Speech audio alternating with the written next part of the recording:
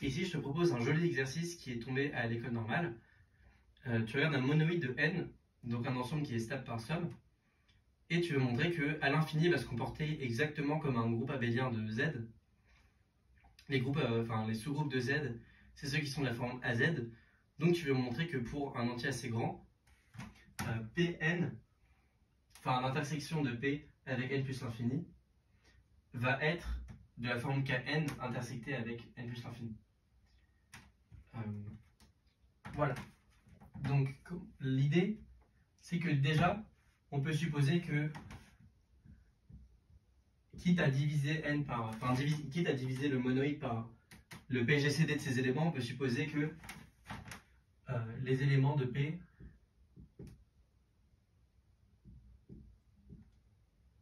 sont premiers entre eux dans leur ensemble.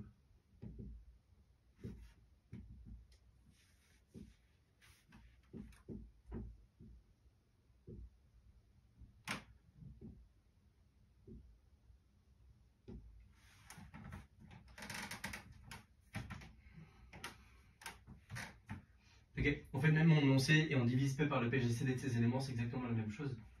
Donc ça veut dire qu'on a une relation de Bézout. 1 est égal, somme de UI, PI, avec ça c'est dans P. Ok, là notre somme de Bézout, on sait qu'elle a beaucoup de coefficients négatifs. Donc ce que je vais dire c'est que, déjà, quand le coefficient est positif, c'est un élément de P. Donc ce que j'ai, c'est que j'ai somme UI négatif moins UI PI plus 1 égale à somme UI positif UI PI. Okay, on veut s'arranger pour avoir de part et d'autre des éléments de P. Ça, je vais l'appeler A. Ça, je vais l'appeler B. C'est des éléments de P. Okay, parce que là, les moins UI sont positifs. Donc ce que j'ai, c'est que j'ai A plus 1 égale B. Et en fait, ça va être assez pour conclure. L'idée, c'est que, mettons que je parte d'un entier qui va être grand N égale K fois A. Qu'est-ce que j'ai dans mon monoïde P? J'ai KA, j'ai K-1A plus B. Donc ça, c'est KA plus 1. Et j'ai tout ça jusqu'à KB. Ok? Ça, c'est KA plus K. Et donc là, j'ai envie de retrouver KA dans mes KB. Pour pouvoir dire, bon, je peux recommencer. Donc pour ça, on veut par exemple que KB ce soit égal à K plus 1A. Dans ce cas-là, on pourrait recommencer. Parce que j'ai K plus 1A, donc je peux continuer jusqu'à K plus 1B. Et ensuite, je continue.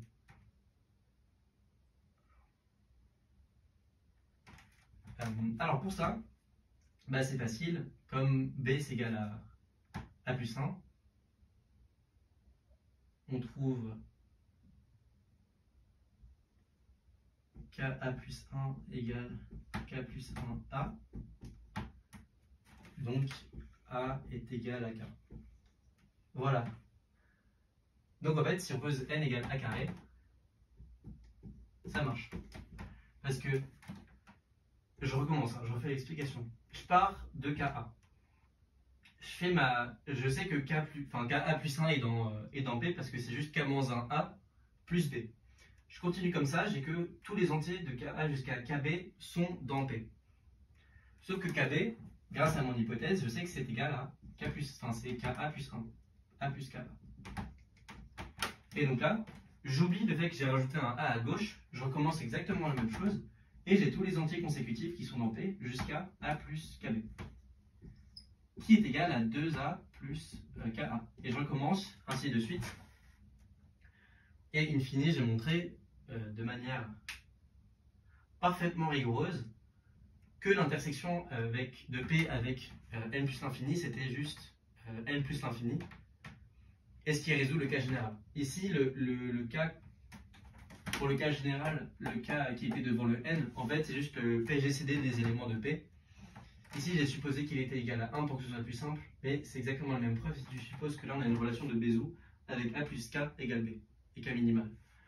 Réciproquement, on a bien que l'intersection avec P est incluse dans Kn inter n plus l'infini, par définition du PGCD des éléments de P.